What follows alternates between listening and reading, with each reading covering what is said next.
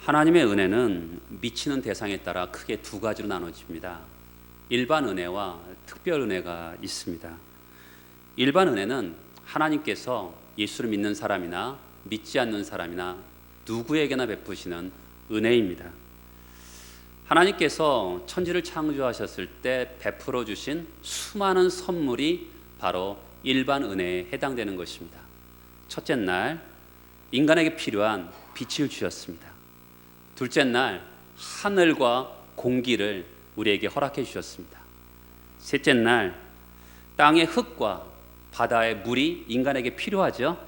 그래서 하나님께서 이 땅의 흙과 바다의 물을 우리에게 주셨습니다. 각종 식물도 이 셋째 날 주셨습니다. 넷째 날 해와 달과 별을 주셨습니다. 다섯째 날 바다의 고기와 공중의 새가 인간에게 필요합니다. 선물로 주셨습니다.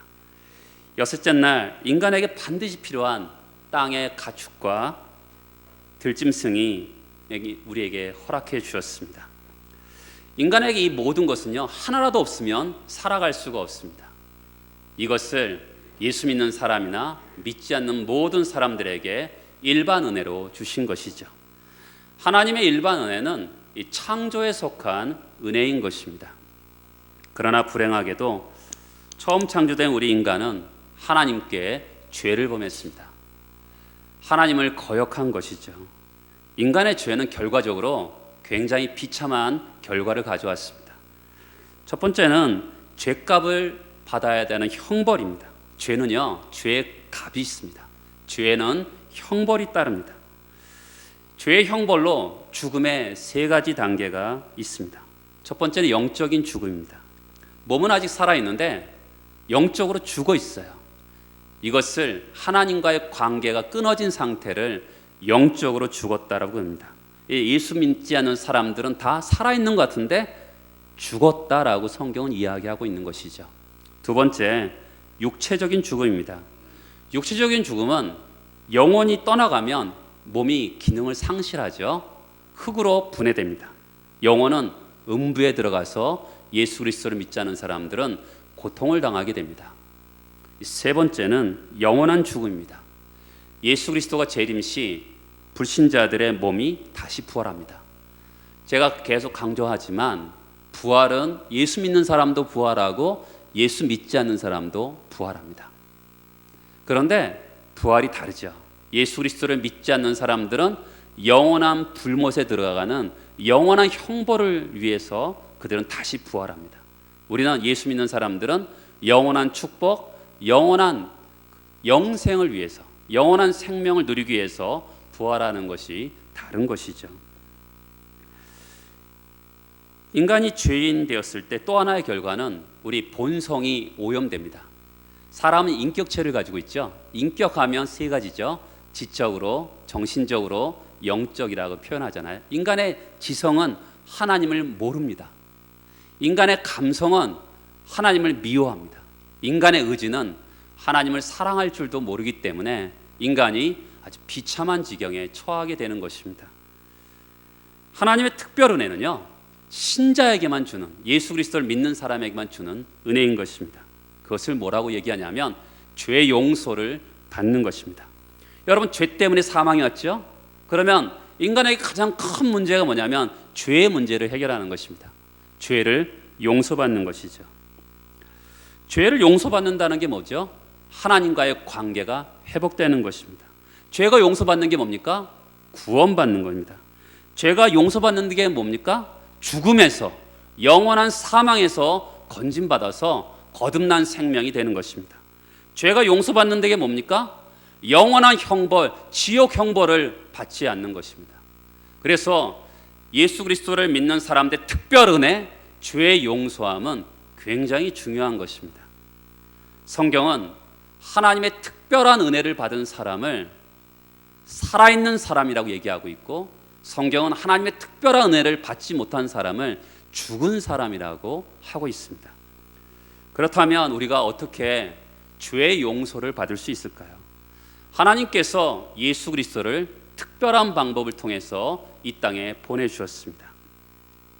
우리 인간을 위해서 죽게 하셨죠. 이것을 교리로 저를 따라서 해보시겠습니까? 정가. 정가라는 것은 옮겨간다라는 거예요. 우리에게 있는 죄가 예수님께 옮겨가는 것이죠. 그래서 항상 기독교의 교리에서 제일 중요한 게 대신의 교리입니다. 예수님이 내 대신 죄를 짊어지시고 또 내 대신 뭐예요? 죄의 형벌을 당하시는 거죠. 이것이 정가의 교리의 두 가지 원리입니다. 정가라는 것은 나에게 있는 죄가 옮겨가서 어떻게 해요? 죄의 형벌을 받으시는 거죠. 우리의 죄의 용서는 예수 그리스도의 십자가 사건으로만 가능한 것입니다. 우리가 나는 죄 용서 안 받았어.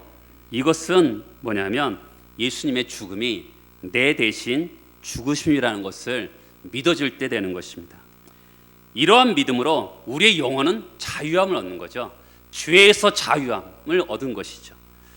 우리가 주여 나의 죄를 용서해 주세요 라고 기도할 수 있는 것은 예수 그리스도의 십자가의 사건을 믿기 때문에 그런 것이죠.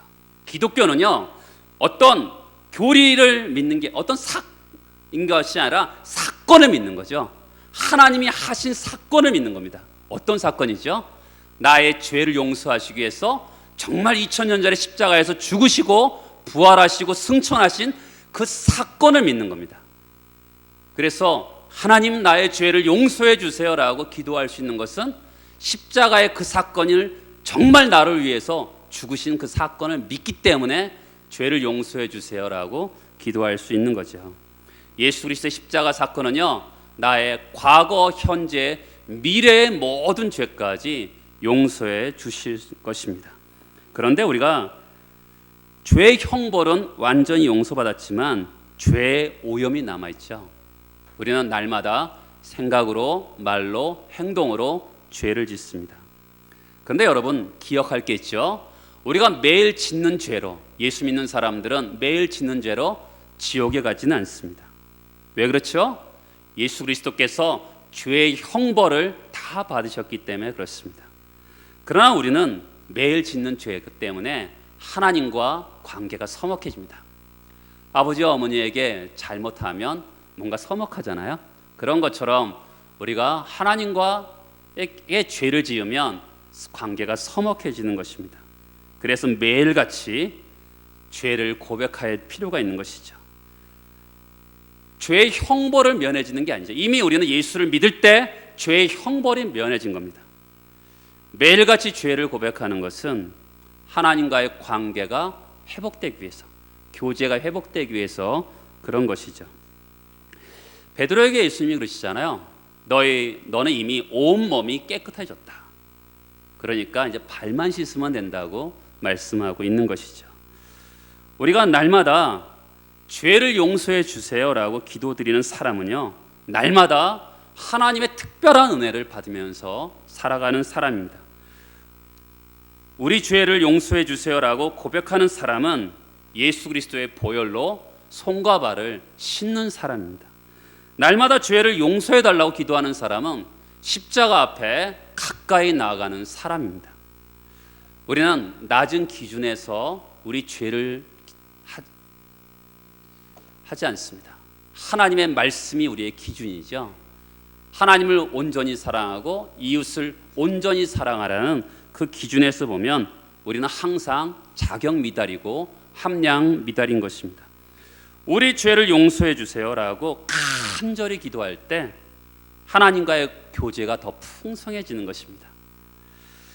일용할 양식이 우리 육체를 위해서 필요한 것처럼 우리가 일용할 죄의 용서는 바로 우리의 영혼을 위해서 필요한 것이죠. 그런데 여러분 오늘 말씀 12절을 보시겠습니까? 우리가 우리에게 죄 지은 자를 사하여 준 것 같이 우리 죄를 사하여 주시옵고. 굉장히 신학자들 사이 속에서도 논란이 있는 말씀입니다. 잘 보세요. 우리가 우리에게 죄 지은 자를 사하여 준 것 같이, 우리가 기준인 것 같잖아요. 그렇죠? 그러다 보니까 굉장히 우리가 우리에게 죄 지은 자를 용서해 준 것처럼 하나님 나도 용서해 주세요. 이렇게 따지면 굉장히 율법적이고 굉장히 내가 기준인 것 같은 그런 생각이 듭니다. 굉장히 그래서 신학자들에게도 논란이 많습니다. 여러분, 신약 성경은 헬라어 성경으로 되어 있지만 그 당시 2000년 전에는 아람어로 예수님이 말씀하셨습니다. 아람어는 문법적으로 우리가 우리에게 죄 지은 자를 사하여 준 것 같이 완료형이지만 사실은 이것은 동시적인 개념이 있습니다. 저를 따라서 해보시기에 동시성, 그리고 저를 따라서 해보십시오. 하나님께로부터 용서받은 것처럼 동시에 나도 나에게 죄 지은 자를 용서하며 살겠습니다. 서약의 개념이에요. 하나님이 나를 용서하신 것처럼 동시에 나도 나에게 죄 지은 자를 용서하며 살겠습니다라는 서약의 개념으로 해석할 수 있는 것입니다. 여러분, 용서 나 못해. 그놈이 나한테 어떻게 한 건데 내가 용서하며 살아? 이렇게 생각할 수도 있습니다. 근데 여러분, 여러분의 자녀를 기르면서 몇 번 용서하십니까? 기억이 안 날 정도로 용서합니다. 자녀이기 때문에 그렇습니다. 우리는요 다 용서의 선수입니다. 우리 문제는 용서가 어려운 게 아닙니다. 잘못한 사람을 가족이라고 보는 은혜의 눈이 열리지 않았기 때문에 그렇지 우리는 다 용서의 선수입니다. 예수께서 70번씩 7번이라도 용서하라 하셨습니다. 어떻게 70번씩 7번 용서합니까? 근데 우리는 자녀에게 그렇게 합니다. 가정생활은 뭐냐면 용서하고 또 용서하는 것입니다. 가정에서요 용서가 끝나면 그 가정은 지옥이 됩니다. 그렇죠? 여러분, 가정에서 여러분 아버지가 자녀에게, 엄마가 자녀에게 용서를 끝내면요 그곳은 지옥이 되는 거예요. 그러니까 우리는 다 용서의 선수입니다. 날마다 우리는 수도 없이 자녀들에게 날마다 남편과 아내를 용서하며 삽니다. 그렇기 때문에 우리는 나는 용서할 수 없어요 라고 하면 안 됩니다. 예수 그리스도 안에서 죄 지은 자도 그 사람도 하나님의 가족임을 아는 은혜의 눈이 열리면 우리는 용서하며 살 수 있는 것입니다. 용서한다, 이 말은 어떤 의미냐면 이와 같습니다. 마태복음 4장에 보면 야고보와 요한이 배에서 그물을 이렇게 하고 있다가 예수께서 나를 쫓으라 할 때 그들이 모든 것을 버려두고 예수를 쫓습니다. 용서라는 것은 다 버려둔다라는 뜻입니다. 여러분, 예수님이 성경에 보면 우리를 죄를 용서하셨다라는 표현을 쓸 때마다 자주 쓰는 표현이 바다에다가 던졌다라는 표현을 씁니다. 기억하지 않는다라는 거죠. 용서라는 것은 나에게 지은 그 사람의 죄를 다 버린다, 기억하지 않는다라는 뜻을 가지고 있습니다. 다 털어버리는 거죠. 이런 예를 들어볼까요? 우리가 자주 경험하는 거지만 저는 이제 잘 부딪혀서 다리에 멍이 많습니다. 근데 또 거기 멍에다가 또 부딪히면 아주 더 아프죠. 근데 용서라는 것은 정서적인 멍을 치료하는 역할을 합니다. 어떤 딸이 있었는데 아버지로부터 어렸을 때 학대를 당했습니다. 너무 힘들어서 분노하고 억울한 마음도 있고 쉽게 막 화를 내고 예민하게 반응을 했습니다. 26년 동안 아버지와 말을 하지 않았습니다. 어느 날 용서에 관련된 설교를 듣게 되었습니다. 그래 아버지를 찾아갑니다. 아빠, 난 단 하루도 아빠를 미워하지 않은 날이 없었어요. 이제 아빠를 용서할게요. 저한테 잘못하신 거 다 용서할게요. 그날 그녀는 감옥에서 풀려난 것 같은 느낌을 받게 되었다 합니다. 여러분, 사람이요, 그 사람이 나에게 죄를 지었을 때 나는 그 사람 미워하잖아요. 그러면 양날의 칼과 같아요. 그 사람을 미워하죠. 미워하는 그 마음이 나를 자르잖아요. 그런 것처럼 하나님이 우리를 보호하기 위해서도 용서하라고 말씀하는 것이죠. 아버지를 용서했더니 그렇게 직장도 조금 다니다가 내쫓김 받고 상처받았고 마음이 힘들었던 그 자매가 이제 결혼해서 3명의 자녀를 두는 어머니가 되고 행복하게 되었다는 것이죠. 여러분, 우리가 굉장히 사람을 용서한다는 것은 나를 위해서도 필요하다는 것을 알 수가 있습니다. 근데 오늘 여러분, 용서가 얼마나 중요한지 14절과 15절의 말씀을 한번 더 보겠습니다. 너희가 사람의 잘못을 용서하면 너희 하늘아버지께서도 너희 잘못을 용서하시려니와 너희가 사람의 잘못을 용서하지 아니하면 너희 아버지께서도 너희 잘못을 용서하지 아니하시리라. 여러분, 주기도에서요, 반복되는 것은 오로지 용서에 관련된 기도밖에 없습니다. 그렇죠? 위에 계속 주기도 우리 설교했잖아요. 말씀 나눴는데 용서에 대해서만 14절 15절에서 반복될 만큼 우리 인생에서 용서가 그렇게 중요하기 때문에 주님이 14절에서 15절에 재방송을 할 만큼 용서는 중요한 것입니다. 근데 용서는 중요한 것이, 저는 신앙생활할 때 제일 어려웠던 게 죄책감 같습니다. 분명히 하나님께 용서를 구했는데 내 마음에는 용서를 못 받은 것 같아요. 뭘 느끼는 거죠? 하나님의 말씀 사실을 믿어야 되는데 내 감정을 믿는 거죠. 나는 용서 못 받은 감정이 있는 것 같아요. 근데 여러분, 우리는 말씀이라는 사실을 믿는 거잖아요. 만일 우리가 우리 죄를 자백하면 그는 미쁘시고 의로우사 우리 모든 죄를 용서하신다는 그 사실을 믿는 거잖아요. 내가 죄를 고백했으면 하나님이 우리의 모든 죄를 용서하셨다고 믿는 거죠. 나에게 어떤 죄책감이 있을 수 있어요, 그 다음에. 근데 그것은 거짓이죠. 왜냐하면 하나님 말씀이 사실이기 때문에 그렇죠. 나에게 느끼는 것은 거짓입니다. 그러면 우리에게 죄 지은 자를 용서할 수 있는 것은 뭐죠? 그것은 내가 하나님의 용서를 누릴 때, 하나님이 나를 용서하셨구나 기뻐 뛰며 누릴 때 다른 사람을 용서할 수 있는 힘이 생기는 거죠. 제일 중요한 것은 용서를 누리는 것입니다. 용서를 아는 거죠.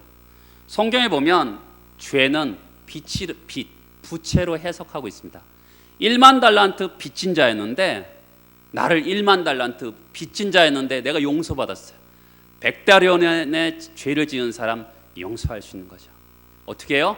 내가 1만 달란트의 빚을 졌는데 하나님 나를 용서해 주셨어요. 탕감해 주셨어요. 너무너무 감사하죠. 그것을 누리고 있기 때문에 그거 얼마 안 되는데 그래, 용서해 주지. 그렇게 하는 것이죠. 하나님 나의 죄를 용서하셨습니다. 동시에 나도 다른 사람을 용서하며 살겠습니다. 이렇게 신앙적인 고백을 하는 것이죠. 아이들 싸움 해봐요. 아니, 누나가 먼저 했잖아. 아니, 네가 먼저 시작했잖아. 그렇게 엄마 아빠에게 고자질하죠. 그때 엄마 아빠는 뭐라 합니까? 나는 누가 먼저 시작했는지 궁금하지 않아. 내가 알고 싶은 것은 누가 먼저 그만두는가야. 그런 것처럼 여러분, 그리스도인들은 하나님께 갚아야 할 빚, 은혜를 탕감받은 자입니다. 그래서 다른 사람들의 용서하며 살아가는 사람들이 그리스도인인 것이죠. 6번째 기도는 13절입니다. 우리를 시험에 들게 하지 마시옵고 다만 악에서 구하시옵소서. 여러분, 하나의 기도예요. 하나는 소극적이죠. 시험에 들지 않게 해달라. 두 번째는 적극적이죠. 악에서 구하시옵소서라고 합니다. 여러분, 시험이라는 건 두 가지죠. 테스트로서의 시험이 있고요, 유혹으로서의 시험이 있습니다. 하나님 우리를 테스트하는 시험이 있습니다. 그렇죠? 성경에 보면 아브라함을 이삭을 바치라 하면서 테스트하는 시험이 있었습니다. 하나님의 테스트로서의 시험은요, 우리를 복을 주시려고 하는 것이죠. 신명기 8장에 보면 너를 시험하사 마침내 내게 복을 주려 하심이라, 이렇게 말씀하고 있습니다. 또한 마귀가 유혹으로부터 오는 시험이 있습니다. 마귀가 주는 시험은 우리를 망하게 하는 것이죠. 욥기에 보면 하나님을 욕하고 부인하게 하기 위해서 유혹한다고 말씀하고 있습니다. 여러분, 마귀가 우리를 유혹하는 것은요, 하나님에게 떠나기 위해서 우리를 유혹하는 것이죠. 그런데 여러분, 시험, 저를 따라서 해보시겠어요? 시험을 받는다, 시험에 빠진다. 이거 다른 거예요. 여러분, 시험을 받는다, 시험에 빠진다라는 것은 이것을 잘 구별할 필요가 있습니다. 여러분, 우리는 세상에 살고 있기 때문에 시험을 매일같이 받습니다. 이것은 루터가 이렇게 표현했죠. 새가 머리 위로 날아다니는 것은 막을 수 없죠. 새가 근데 우리 머리 위에 둥지를 트는 것은 막을 수 있습니다. 새가 우리 머리 위를 왔다 갔다 하는 것은 시험을 받는 거죠. 새가 머리 위에 둥지를 트는 것은 시험에 빠지는 것입니다. 여러분, 우리가 나쁜 생각이 들 수 있어요. 그렇죠? 우리 인생이, 우리 연약하기 때문에 나쁜 생각이 들 수 있어요. 시험은 받습니다. 그런데 시험에 빠지지 않을 수 있어요. 예수께서도 사탄에게 3가지 시험을 받죠. 근데 예수님은 시험에 빠지지 않으셨어요. 그러니까 우리가 성경이 말하는 시험은 받을 수 있어요. 이 세상은 악하기 때문에 얼마든지 시험을 받습니다. 매일같이 시험을 받아요. 교회에서도 사람들의 말에 상처를 받기도 하고 시험 받죠. 그런데 그것에 대해서 시험에 빠지는 사람이 있고 빠지지 않는 사람이 있는 게 다른 거죠. 성경은 우리가 얼마나 시험에 빠지기 쉬운 존재인지 말하고 있어요. 원죄가 없고 하나님의 의와 거룩함이 있는 에덴 동산에서 아담과 하와는 죄를 범합니다. 시험에 빠져서 죄를 범해요. 아브라함은 자기 아내를 누이라고 속이는 시험에 빠져버리고 맙니다. 다윗은요, 성군이잖아요. 시험에 빠져서 간음죄와 살인죄를 범하게 되죠. 성경에서 신약 성경의 가장 큰 시험에 빠진 사람은 베드로라고 할 수 있을 것 같습니다. 시험에 들지 않게 깨어 기도하라. 마음에는 원이로되 육신이 약하다고 합니다. 근데 예수를 3번이나 부인하고 심지어는 저주까지 하잖아요. 여러분 가운데 나는 시험이 없어 이렇게 생각하는 사람도 어떻게 해야 돼요? 계속적으로 시험에 빠지지 않게 하옵소서 이렇게 기도해야 됩니다. 왜 그렇죠? 마귀는 언제 우리를 함정에 빠지게 할지 모르기 때문에 그렇습니다. 근신하라 깨어라. 마귀가 우는 사자같이 두루다니며 삼킬 자를 찾는다고 말씀합니다. 여러분, 굉장히 중요해요. 자기 자신이 연약하다고 생각하는 사람이 필요하죠. 나는 연약하죠. 여러분도 연약하다고 생각하십니까? 그렇다면 주여 시험에 빠지지 않게 하옵소서. 전 인격을 모아서 그냥 무의미하게 하는 것이 아니라 하나님, 나는 연약한 존재입니다. 시험에 빠지지 않기로 합니다. 이렇게 간절히 기도하는 여러분 되시길 바랍니다. 악에서 구하시옵소서.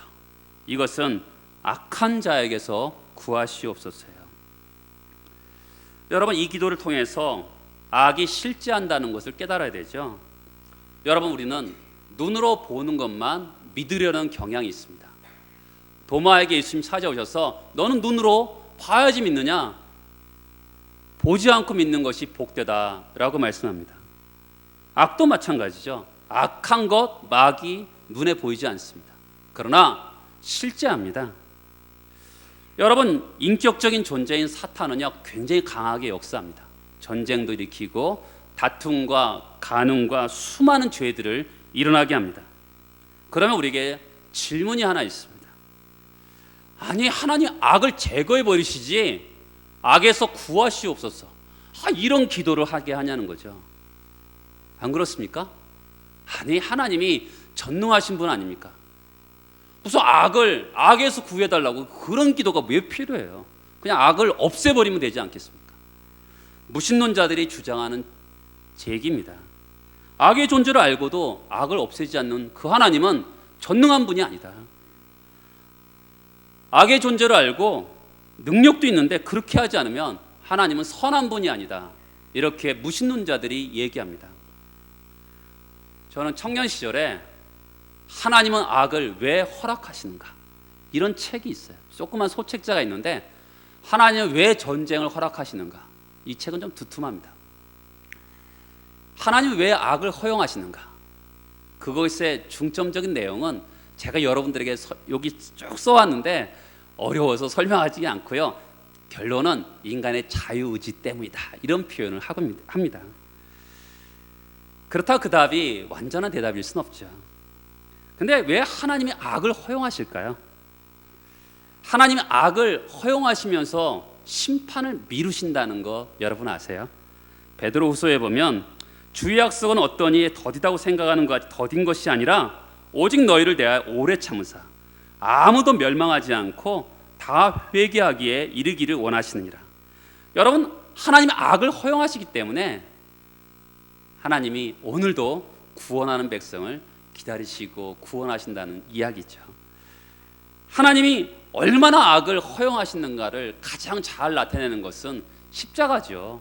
그 나쁜 놈이 당신의 독생자를 죽이는데 허락하시잖아요. 왜요?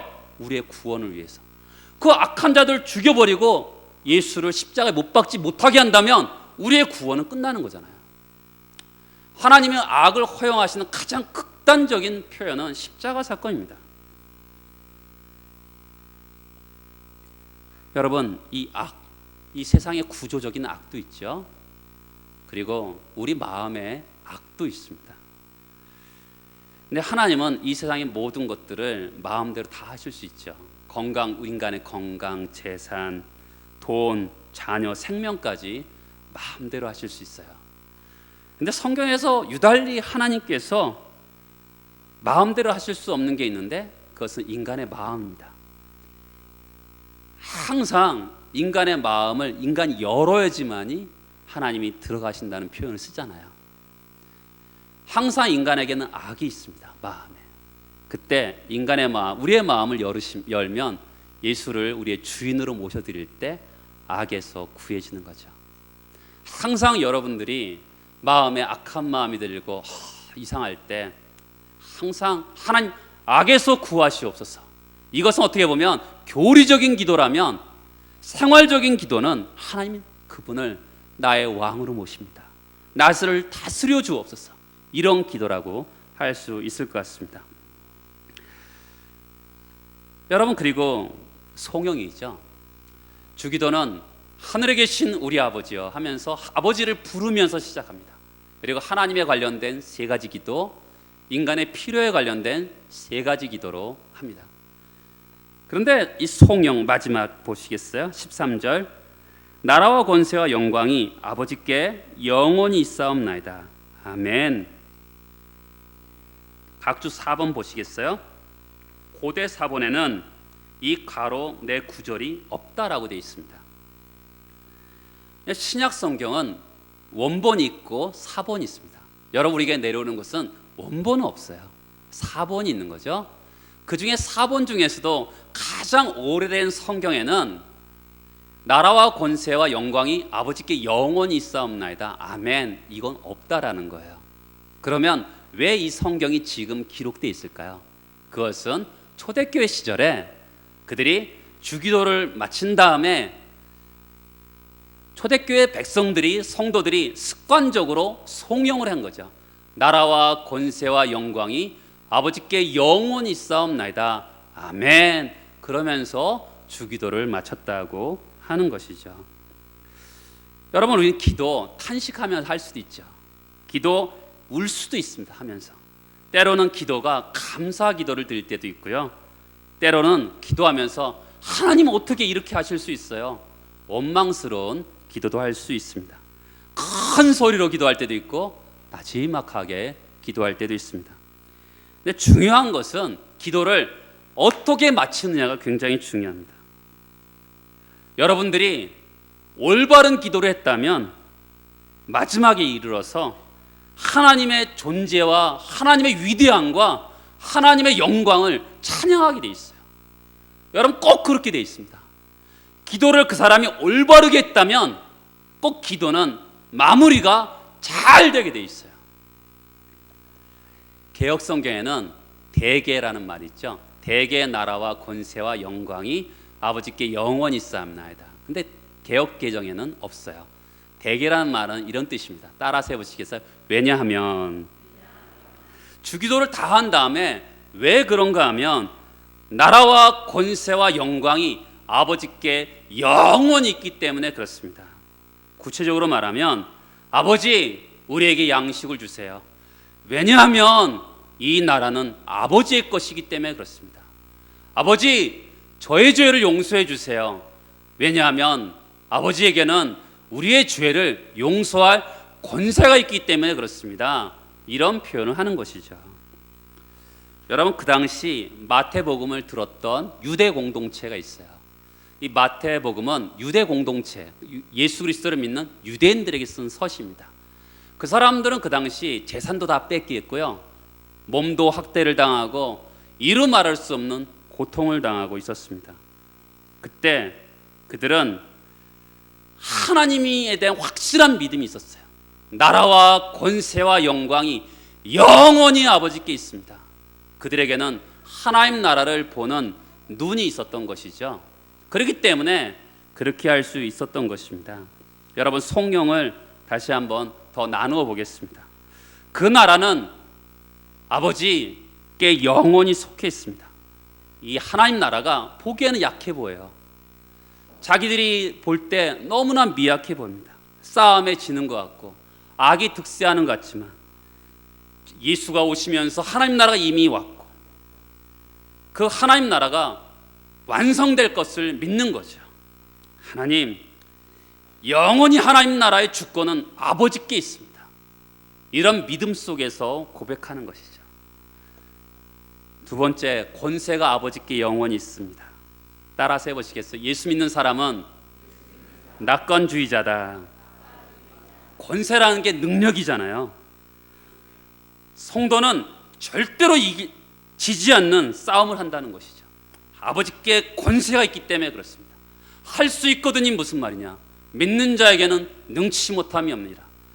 예수께 아버지께 권세가 있거든요. 실패가 있을 수 있습니다. 고통이 있을 수 있습니다.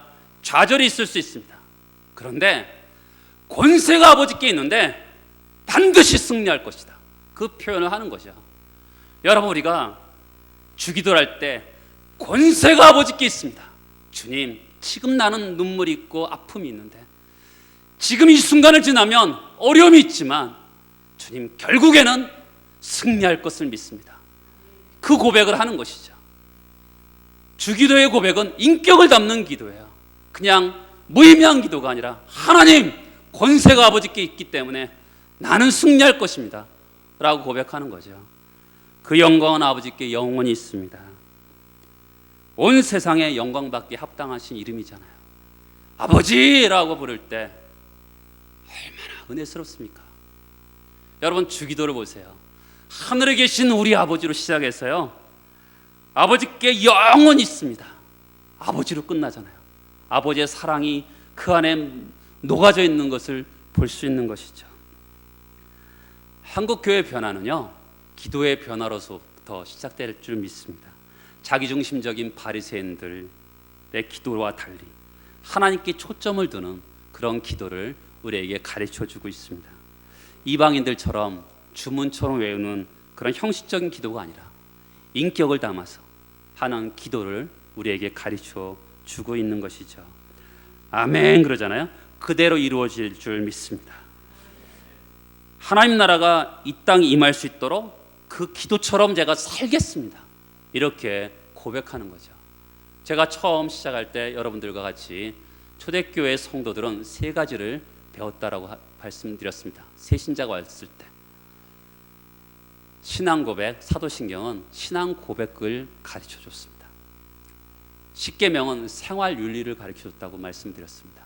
주기도는 생활 윤리와 또한 교리를 그 안에 담고 있다고 말씀드렸습니다.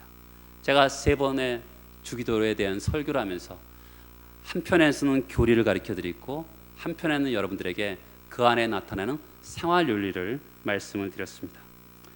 아버지가 나를 용서하신 것처럼 나도 용서하며 살겠습니다.